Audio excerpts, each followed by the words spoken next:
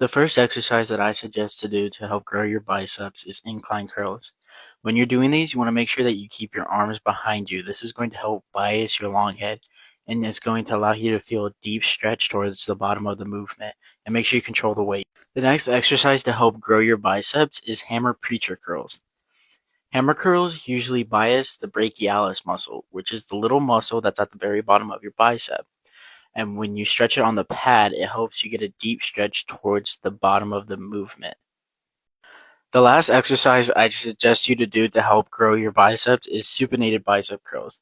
This is going to help hit all three heads of the bicep. And when you're supinating, you want to try and turn your wrist out as much as you can. That way you feel great contraction throughout your entire bicep. Save these three exercises to use in your next arm day, and I guarantee that you will see your biceps grow. Comment down below what I should do next.